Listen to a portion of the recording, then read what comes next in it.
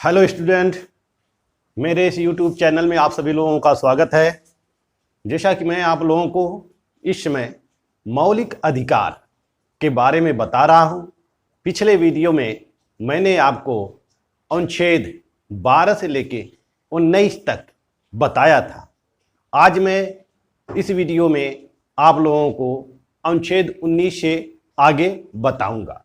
तो आइए चलते हैं मौलिक अधिकार की तरफ। अनुच्छेद 20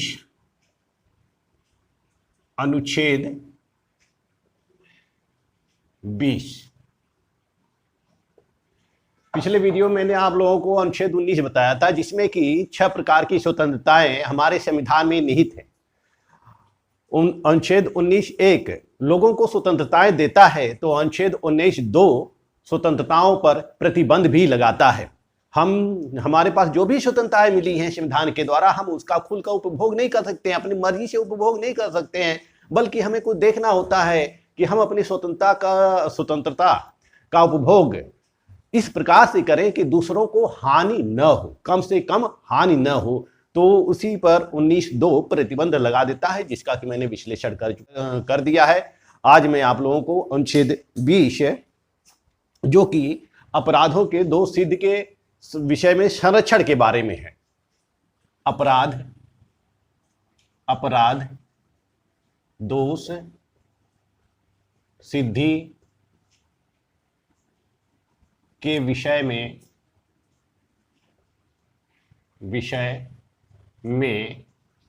संरक्षण।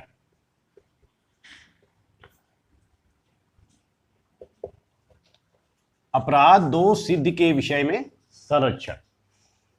हमारे संविधान ने नागरिकों को स्वतंत्रताएं दी हैं, साथ ही साथ राज्य और सरकार के ऊपर कुछ ऐसे प्रतिबंध भी लगा दिए हैं ताकि राज्य सरकारें या हमारे भारत सरकार लोगों के स्वतंत्रताओं का हनन न कर सके। तो अनुच्छेद 19(20) अपराध दोष सिद्धि के विषय में संरक्षण है। यह यदि कोई अपराधी है, वह उसके अपराध सिद्ध होते हैं, तो सिद्ध होने में जो सुविधाएं अपराधियों को प्रदान की गई हैं, उस बारे में इसमें विधान है। अनुच्छेद 20(1) भूतलक्षी दांडिक विधान के बारे में है। भूतलक्षी दांडिक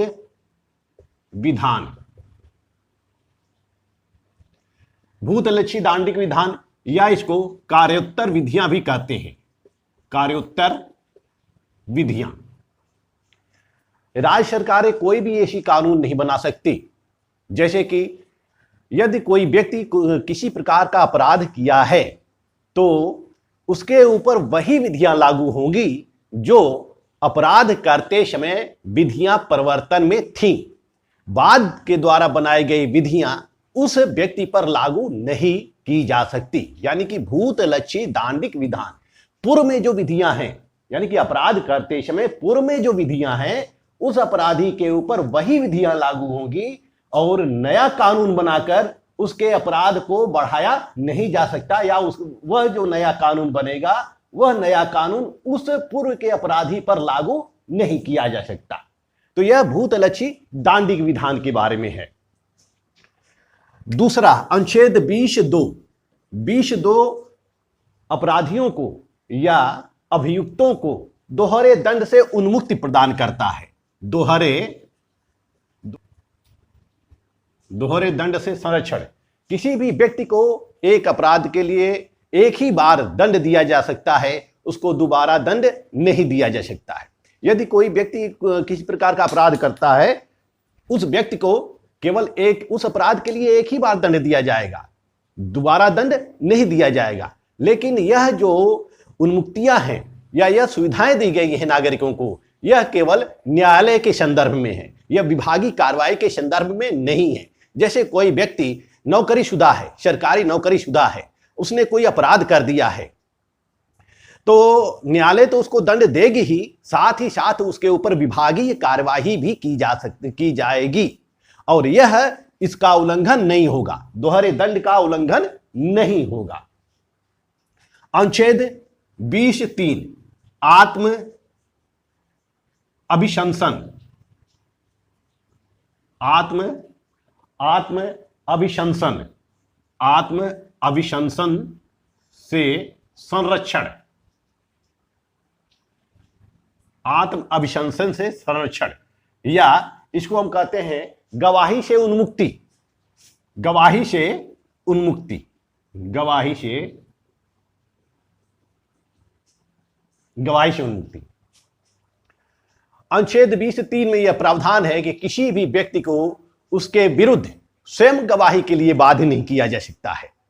यानी जो अपराधी है, यदि वह अपराध किया है तो हम जबरदस्ती, पुलिस प्रशासन या फिर कोर्ट जबरदस्ती उसको अपना अपराध कबूलने के लिए बाध्य नहीं कर सकती है। उसके विरुद्ध साक्ष्य होने चाहिए और साक्ष्यों के आधार पर ही उसको दोषी करार किया जा सकता है। यानी व्यक्ति को गवाही से उन्मुक्ति प्रदान की गई है, लेकिन वह स्वेच्छा से गवाही दे सकता है, इसके लिए कोई बाध्यता नहीं है। इस संबंध में 2 प्रकार के वाद हैं, जैसे कि शेल्वी बनाम कर्नाटक राज्य, शेल्वी बनाम कर्नाटक राज्य। शेल्वी बनाम कर्नाटक राज्य के मामले में सुप्रीम कोर्ट ने, यानी कि उस समय सुप्रीम कोर्ट के न्यायाधीश थे के जी बालकृष्णन की 3 सदस्यीय पीठ ने यह निर्णय दिया कि नारकोटिक्स, पॉलीग्राफी, ब्रेन मैपिंग, यह क्या है? यह आत्म अभिशंसन की श्रेणी में आता है। यानी कि किसी भी व्यक्ति का नारकोटिक्स जांच, पॉलीग्राफी जांच, ब्रेन मैपिंग, जो ब्रेन टेस्ट कहते हैं, झूठ मापने वाली मशीन, वह क्या है? उसको वर्जित कर दिया है। सुप्रीम कोर्ट ने इसको वर्जित कर दिया है। यदि किसी व्यक्ति की नारकोटिक्स जांच या पॉलीग्राफी या ब्रेन मैपिंग करानी होगी तो कोर्ट की अनुमति लेनी होगी। पुलिस प्रशासन या प्रशासन जब किसी अपने मन से किसी का ब्रेन मैपिंग नहीं करा सकती है। यह भी आत्म अभिशंसन की श्रेणी में आता है। तो इसी तरह से दूसरा वाद है मिस्टर यक्ष बनाम मिस्टर जेड, मिस्टर यक्ष बनाम मिस्टर जेड, मिस्टर एक्स बनाम मिस्टर जेड। 2002 में यह वाद उत्पन्न होता है सुप्रीम कोर्ट में। इसमें यह निर्णय दिया कि डीएनए टेस्ट कराने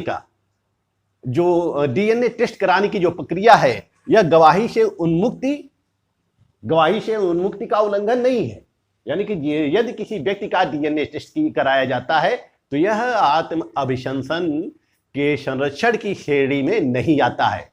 कोर्ट या पुलिस प्रशासन किसी भी व्यक्ति का डीएनए टेस्ट करा सकती है, यह गवाही से उन्मुक्ति का उल्लंघन नहीं होगा। तो इस तरह से अनुच्छेद 20 में 1, 2, 3 प्रकार के कानूनों का वर्णन है, 3 प्रकार के अधिकारों का वर्णन है, और ये 3 प्रकार के अधिकार नागरिकों को दिया गया है। इसमें एक बात उल्लेखनीय है कि जो कानून बनता है, यानी कि भूतलक्षी दांडिक विधान के बारे में जो कानून बनता है, वह कानून पूर्व के अपराधों को बढ़ाने के लिए नहीं बनता है। यानी कि पूर्व में अपराधी जो अपराध करता है तो बाद में कानून बनाकर उसके सजा को बढ़ाया नहीं जा सकता है, लेकिन कम करने के लिए कानून बन सकता है। अब हम नेक्स्ट अनुच्छेद पे आते हैं, अनुच्छेद 21।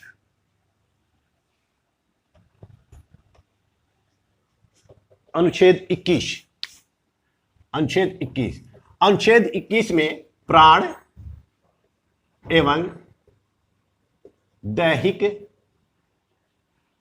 स्वतंत्रता का वर्णन है। प्राण एवं दैहिक स्वतंत्रता। अनुच्छेद 21 में यह उल्लिखित है कि किसी भी व्यक्ति को विधि द्वारा स्थापित प्रक्रिया के अनुरूप ही उसे प्राण और दैहिक स्वतंत्रता से वंचित किया जा सकता है, अन्यथा नहीं। यानी कि प्राण और दैहिक स्वतंत्रता से वंचित कब किया जा सकता है? जो संविधान के अधीन जो विधि बनाने का जो प्रावधान दिया गया है, उस प्रावधानों के अधीन ही कानून बनाकर उसको वंचित किया जा सकता है, और अन्यथा नहीं किया जा सकता है। हमारे भारतीय संविधान के अनुच्छेद 21 में वर्णित है विधि द्वारा स्थापित प्रक्रिया, विधि द्वारा स्थापित प्रक्रिया। यह जापान के संविधान से लिया गया है। कहां से लिया गया है? जापान के संविधान से लिया गया है। विधि द्वारा स्थापित प्रक्रिया, यानी कि जो हमारा संविधान बना हुआ है उसी के अनुसार संसद कानून बनाकर किसी व्यक्ति को उसके प्राण और दैहिक स्वतंत्रता से वंचित कर सकती है, अन्यथा नहीं। यह जो अनुच्छेद 21 है यह विदेशियों को भी प्राप्त है, यह विदेशियों को भी प्राप्त है, विदेशी नागरिकों को भी प्राप्त है। जैसा कि 15, 16, 19 और 29, 30 ये केवल नागरिकों को प्राप्त है, और अधिकांश हमारे जो मौलिक अधिकार हैं अधिकांश यह विदेशियों को भी प्राप्त होता है। अनुच्छेद 21 में यह वर्णित है कि कोई भी कानून जो व्यक्ति के प्राण और दैहिक स्वतंत्रता से वंचित करती है वह उचित होना चाहिए, ऋजुपूर्ण होना चाहिए, युक्त होना चाहिए और प्राकृतिक न्याय सिद्धांत के अनुरूप होना चाहिए। तो इस तरह से अनुच्छेद 21 जो है प्राकृतिक न्याय का सिद्धांत देता है, प्राकृतिक न्याय के अनुरूप होना चाहिए। और यह जो विधि है यह अनुच्छेद 14 और 19 के अनुरूप है, अनुच्छेद 14 और 19 के अनुरूप हैं। अनुच्छेद 14 में क्या दिया गया है? विधि के समक्षमता और विधि का समान संरक्षण दिया गया है। अनुच्छेद 19 में 6 प्रकार की स्वतंत्रताएं दी गई हैं। मूल संविधान में 7 प्रकार की स्वतंत्रताएं दी गई थी, अनुच्छेद 19 में 6 प्रकार की स्वतंत्रताएं दी गई हैं। अनुच्छेद 21 में कुछ ऐसे अनुच्छेद जोड़े गए हैं या ऐसे कुछ उप अनुच्छेद जोड़े गए हैं जो अनुच्छेद 19 में नहीं थे, जो अनुच्छेद 19 में नहीं थे। जैसे कुछ नए नए मूल अधिकार जोड़े गए हैं, जैसे विदेश जाने का अधिकार, विदेश जाने का अधिकार, विदेश जाने का अधिकार, यह हमारा मूल अधिकार है। विदेश जाने का अधिकार यह हमारा मूल अधिकार है। इसी तरह से एकांतता का अधिकार यह हमारा मूल अधिकार है। हम अकेले रह सकते हैं, हमारे एकांतता में कोई भी इंटरफियर नहीं कर सकता है। जीविकोपार्जन का अधिकार, पार्जन का अधिकार यह भी हमारा मूल अधिकार है। इसी तरह से शिक्षा पाने का अधिकार, शिक्षा को भी अनुच्छेद 21 में जोड़ा गया है, मूल अधिकार है। चिकित्सा सहायता पाने का अधिकार, चिकित्सीय सहायता पाने का अधिकार यह भी हमारा मूल अधिकार है। यानी कि हमारे संसद ने यह नियम बना दिया है कि यदि कोई भी व्यक्ति जो घायलावस्था में है उसको तत्काल निजी या सार्वजनिक चिकित्सालयों में भर्ती किया जा सकता है और उसको पुलिस कार्रवाई की कोई जरूरत नहीं होती। कोई घायल व्यक्ति है, चाहे वह गोली से घायल हो या किसी भी चीज से घायल हो, पहले क्या होता था कि तुरंत उसको पहले पुलिस कार्रवाई होती थी, उसके बाद उसका इलाज किया जाता था। अब ऐसा नहीं है। अब हमारे संवैधानिक संशोधन द्वारा यह जोड़ दिया गया है कि उस पुलिस कार्रवाई की जरूरत नहीं है, सबसे पहले उसको चिकित्सीय सहायता की जरूरत होती है। इसी तरह से आश्रय पाने का अधिकार, यह भी मूल अधिकार की श्रेणी में आता है। यदि किसी के पास घर नहीं है, मकान नहीं है, रहने के लिए कुछ है नहीं, तो वह सरकार से इसकी मांग, अपने आवास की मांग कर सकता है और सरकार उसका निरीक्षण, उसके परिस्थितियों का निरीक्षण करके उसको आवास उपलब्ध करा सकती है। निःशुल्क खाद्य सामग्री पाने का अधिकार, निःशुल्क खाद्य सामग्री पाने का अधिकार यह भी क्या है? मूल अधिकार की श्रेणी में आता है। यदि किसी व्यक्ति के पास भोजन नहीं है या भोजन करने की उसके पास सुविधा नहीं है, तो इस स्थिति में वह सरकार से खाद्य सामग्री की सहायता प्राप्त कर सकता है निःशुल्क। इसी तरह से अनुच्छेद 21 जो है यह सबसे महत्वपूर्ण अनुच्छेद है, क्योंकि इसी में मेनका गांधी का विवाद हुआ था। मेनका गांधी बनाम संघ राज्य 1980 में यह विवाद हुआ था विदेश जाने के अधिकार के बारे में, और इसमें यह निर्णय दे दिया गया कि किसी भी व्यक्ति को, सुप्रीम कोर्ट ने यह निर्णय दिया कि किसी भी व्यक्ति को प्राण और दैहिक स्वतंत्रता से वंचित नहीं किया जा सकता है, बल्कि केवल विधि द्वारा स्थापित प्रक्रिया के अनुसार ही वंचित किया जा सकता है, अर्थात उसको वंचित नहीं किया जा सकता है, वह कहीं भी जा सकता है। हमारे संविधान के अधीन संविधान में अनुच्छेद 21 में एक संशोधन किया गया। अनुच्छेद 21 में एक संशोधन करके अनुच्छेद 21 क जोड़ा गया। 21 क जोड़ा गया। 86वां संवैधानिक संशोधन,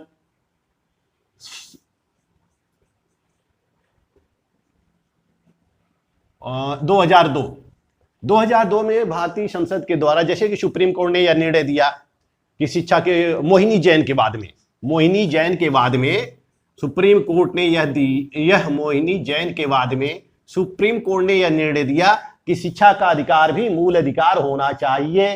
तो ऐसी स्थिति में संसद 2002 में 86वां संवैधानिक संशोधन करती है और 86वां संवैधानिक संशोधन करके शिक्षा के अधिकार को मूल अधिकार बना देती है। अब शिक्षा का अधिकार क्या है? मूल अधिकार की श्रेणी में आ गया है। 21 क में यह जोड़ा गया कि 6 से 14 वर्ष के बालकों को अनिवार्य एवं निःशुल्क शिक्षा, अनिवार्य एवं निःशुल्क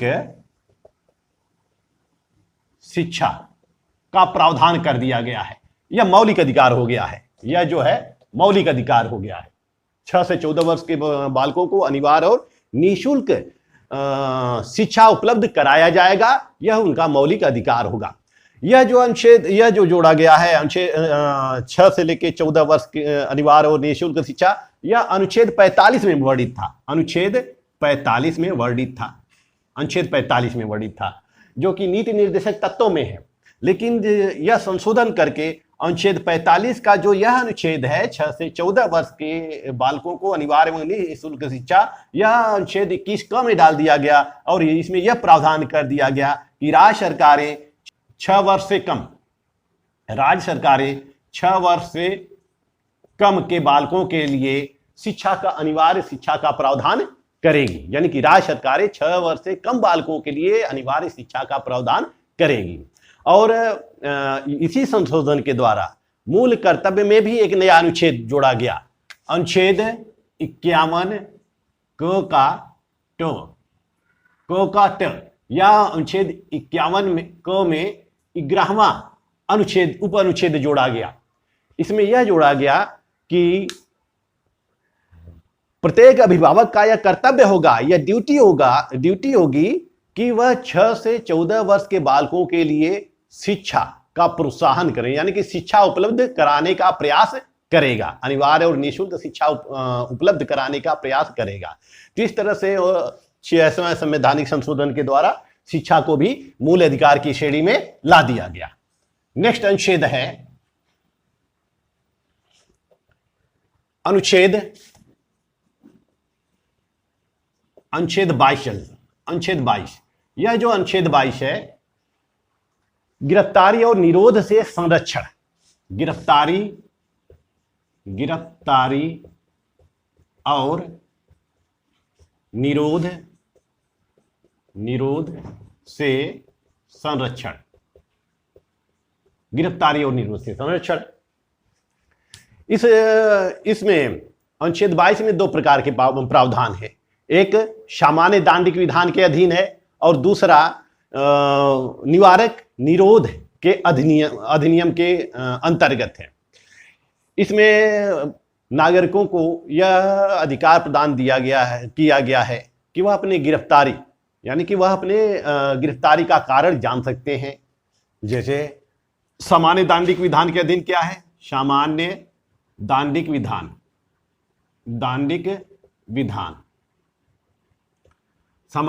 विधान के अंतर्गत नागरिकों को यह अधिकार दिया गया है कि किसी भी व्यक्ति को गिरफ्तार करने के पूर्व उसको गिरफ्तारी का कारण बताया जाए, यानी गिरफ्तारी का कारण जानने का हमारा अधिकार जो है वह मूल अधिकार है।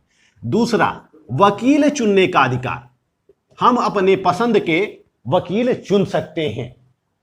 तीसरा, यदि किसी व्यक्ति को गिरफ्तार किया जाता है तो उसको पुलिस अभिरक्षा में 24 घंटे से अधिक नहीं रखा जा सकता है।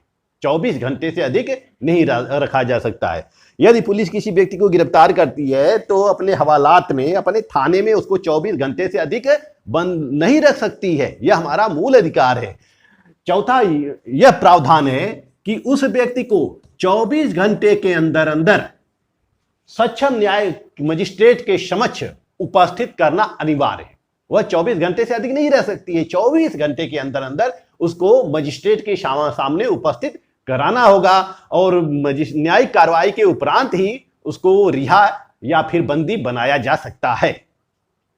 तो इस तरह से सामान्य दांडिक विधान के अधीन यह है लोगों को कुछ सुविधाएं प्रदान दी गई हैं, कुछ अधिकार प्रदान किए गए हैं।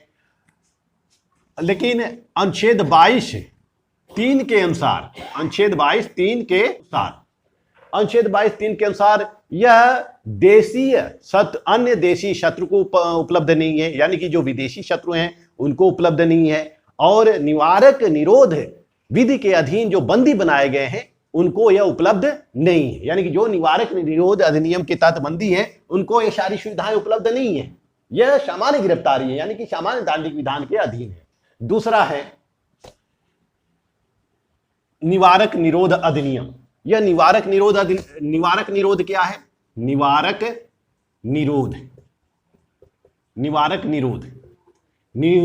निरोध का तात्पर्य होता है किसी भी व्यक्ति को अपराध करने से पूर्व उसको गिरफ्तार किया जा सकता है। यानी कि यदि प्रशासन को यह शंका उत्पन्न हो जाता है या संदेह उत्पन्न हो जाता है कि अमुक व्यक्ति कहीं अपराध करने वाला है, तो अपराध करने से पूर्व ही उसको गिरफ्तार करके उसको नजरबंद किया जा सकता है। या वह व्यक्ति अपराध भड़काने वाला है, हिंसा फैलाने वाला है, दंगा फैलाने वाला है, तो ऐसे व्यक्ति को प्रशासन क्या करती है? नजरबंद कर देती है, गिरफ्तार करके नजरबंद कर देती है। जब वह नजरबंद हो जाता है तो किसी प्रकार की अपराध होने की संभावना नहीं होती है। इस संबंध में संसद के द्वारा समय समय पर कानून बनाए गए हैं। जैसे पहला कानून है निवारक निरोध अधिनियम, निवारक निरोध अधिनियम 1950 में भारतीय संसद ने एक कानून बनाया, निवारक निरोध अधिनियम। और इसके तहत गिरफ्तारी की जो अवधि थी वह 1 वर्ष थी, यानी कि किसी भी व्यक्ति को 1 साल तक नजरबंद किया जा सकता है। यह उन अपराधों में लागू होती है जैसे कि देशद्रोह, हिंसा, दंगा, शांति भंग इत्यादि गंभीर अपराधों में यह निवारक निरोध के अंतर्गत जितने भी कानून आते हैं सबको लागू किया जा सकता है। यह निवारक निरोध अधिनियम 1950 में बनाया गया, लेकिन 31 दिसंबर 1969 को इसकी अवधि समाप्त हो गई और यह क्या हो गया? कानून अब अस्तित्व विहीन हो गया, यह कानून समाप्त कर दिया गया। अब इसकी जगह पे दूसरा कानून बनाया गया, आंतरिक सुरक्षा व्यवस्था अधिनियम। दूसरा कानून क्या बना? आंतरिक सुरक्षा व्यवस्था अधिनियम, जिसको हम मीशा कहते हैं, मीशा।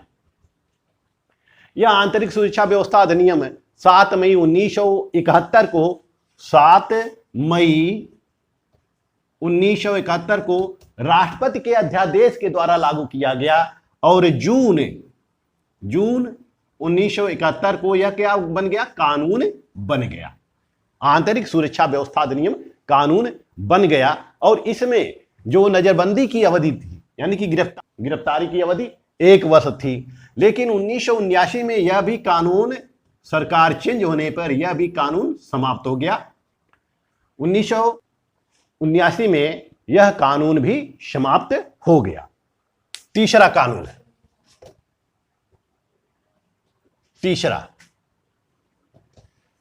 विदेशी मुद्रा संरक्षण और तस्करी अधिनियम। विदेशी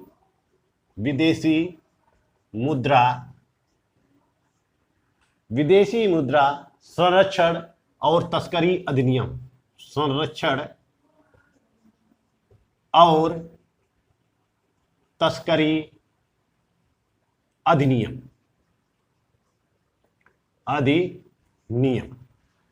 यह कानून 19 दिसंबर 1974 को यह कानून बनाया गया। इसमें नजरबंदी की अवधि कितनी थी? 1 वर्ष थी। 1 वर्ष थी नजरबंदी की अवधि, लेकिन 13 जुलाई 1984 को, 13 जुलाई इसमें संशोधन किया गया, 1984 को संशोधन कर दिया गया और इसमें नजरबंदी की अवधि कितनी हो गई? 2 वर्ष हो गई। यह जो कानून है अभी लागू है।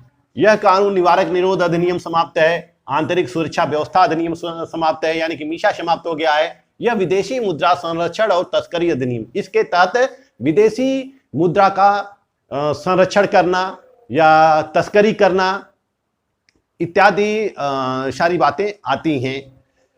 चौथा कानून बना, चौथा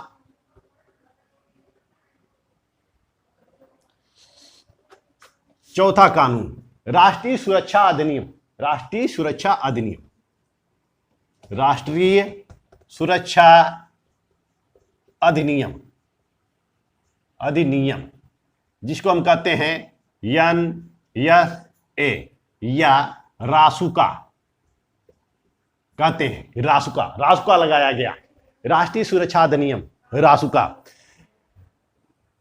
यह शांति भंग करने, दंगा करने, अन्य अपराध करने के, सरकारी संपत्ति क्षतिग्रस्त करने इत्यादि मामलों में लोगों के ऊपर NSA लगाकर उनको नजरबंद किया जा सकता है, उनके विरुद्ध कार्रवाई की जा सकती है। पांचवा कानून बना आतंकवाद एवं विध्वंसक गतिविधियां अधिनियम, आतंकवाद एवं विध्वंसक गतिविधियां अधिनियम। पांचवा कानून बना आतंकवाद एवं विध्वंसक गतिविधियां अधिनियम। यह कानून कब बनाया गया? यह 1985 में बनाया गया कानून, 1985 में बनाया गया, जिसमें राजीव गांधी की सरकार थी, जिसको हम कहते हैं टेररिज्म एंड डिफेक्टिव एक्ट, यानी टाडा। इसको हम क्या कहते हैं? टाडा कानून जो बना था वह 1985 में बना था। इसमें नजरबंदी की अवधि कितनी थी? 6 माह थी, यानी कि पुलिस एक बार गिरफ्तार करके उसको 6 माह तक जेल में रख सकती थी, फिर उसकी पेशी होती थी न्यायिक, फिर उसको न्यायालय में भेजा जाता था पेशी के लिए, उसके बाद फिर उसको 6 माह तक नजरबंद किया जा सकता था।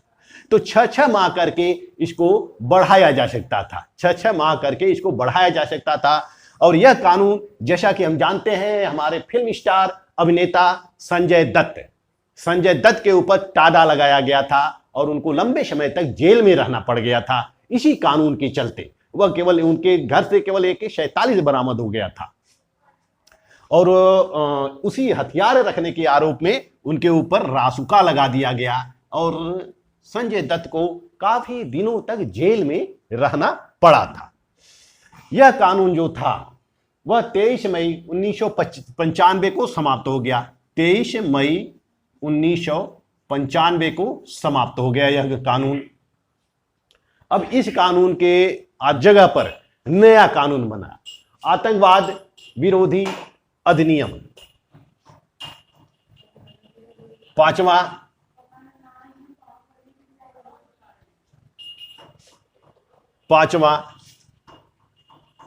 आतंकवाद विरोधी अधिनियम, यानी कि प्रिवेंशन ऑफ टेररिज्म एक्ट, पोटा। अटल बिहारी वाजपेयी की सरकार में बनाया गया था पोटा। यह पोटा जो बना 2002 में बना, जब अटल बिहारी वाजपेयी की सरकार थी। इसमें नजरबंदी की अवधि या गिरफ्तारी की अवधि कितनी थी? 30 दिन थी, 30 दिन थी। लेकिन 21 सितंबर 2004 को, 21 सितंबर 2004 को इसे भी समाप्त कर दिया गया जब कांग्रेस की सरकार आ गई। जब कांग्रेस की सरकार आ गई तो इसको भी समाप्त कर दिया गया। और उसके बाद नेक्स्ट पॉइंट है सातवां कानून है निवारक निरोध के अधीन गैर कानूनी गतिविधियां निवारण अधिनियम। गैर कानूनी गतिविधियां निवारण अधिनियम, अधिनियम, गैर कानूनी गतिविधियां निवारण अधिनियम। यह कानून जो था 1967 में बना था, 1967 में बना था, लेकिन 2004 में 1967 में यह कानून बना हुआ था, 2004 में इसमें संशोधन किया गया और इस संशोधन को 21 सितंबर 2004 को प्रभावी कर दिया गया। वर्तमान में यह कानून क्या है? प्रभावी है। गैर कानूनी गतिविधियां अधिनियम, यह कानून प्रभावी है। और फिर 31 दिसंबर 2008 को कांग्रेस सरकार में इसमें फिर एक संशोधन किया और राष्ट्रपति के अनुमोदन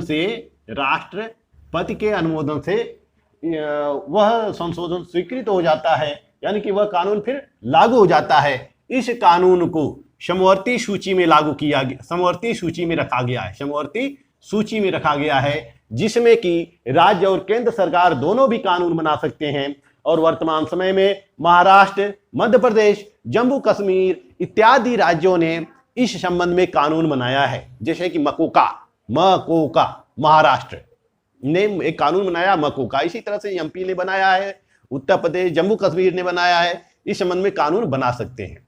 तो यह है अनुच्छेद 22 के तहत निवारक निरोध अधिनियम। और अब नेक्स्ट चलते हैं शोषण के विरुद्ध अधिकार। शोषण के विरुद्ध अधिकार, शोषण के विरुद्ध अधिकार, शोषण के विरुद्ध अधिकार। भारतीय संविधान के द्वारा नागरिकों को शोषण के विरुद्ध अधिकार भी प्रदान किए गए हैं। अनुच्छेद 23 और 24 में। अनुच्छेद 23 मानव के क्रय, विक्रय एवं बेगार पर प्रतिबंध। अनुच्छेद 23 में मानव के क्रय, विक्रय एवं बेगार पर प्रतिबंध, यानी कि बेगार प्रथा पर रोक लगाई गई है।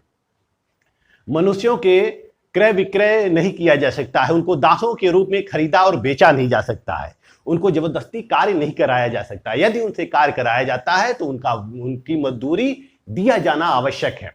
इस संबंध में भारतीय संसद के द्वारा एक कानून बनाया गया, बंधुआ मजदूरी प्रणाली उन्मूलन अधिनियम 1976 में एक कानून बना, बंधुआ मजदूरी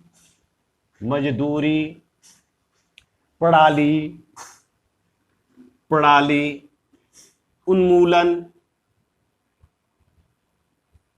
अधिनियम कानून बना, जिसके तहत सभी प्रकार के बेगार को, यानी कि बेगार प्रथा को समाप्त कर दिया गया। व्यक्तियों की शोषण से सुरक्षा हुई, उनसे जबरदस्ती कार्य नहीं लिया जा सकता है।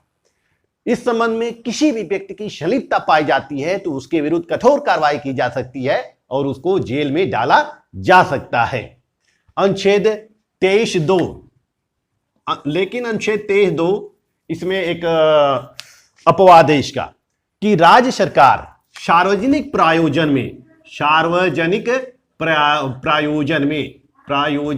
में लोगों से कार्य ले सकती है। यह जबरदस्ती कार्यों की श्रेणी में नहीं आता है, यानी कि इसका उल्लंघन नहीं होता है। राज्य सरकार किसी सार्वजनिक प्रयोजन के लिए लोगों से श्रमदान ले सकती हैं, यह बंधुआ मजदूरी की श्रेणी में नहीं आता। अनुच्छेद 24 में बाल श्रम निषेध। अनुच्छेद 24 में यह कहा गया है कि 14 वर्ष तक के बालकों को सार्वजनिक स्थानों जैसे होटल, रेस्तरां इत्यादि में, व्यापारिक प्रतिष्ठानों में कार्य करने के लिए प्रतिबंध लगाया गया है, यानी कि इनसे कार्य नहीं लिया जा सकता है। 14 वर्ष से कम बालकों को हम होटल में, रेस्तरां में या कहीं भी उनको कार्य करते हुए यदि राज्य सरकारें पाती है तो उस प्रतिष्ठानों के विरुद्ध कठोर कार्रवाई की जा सकती है।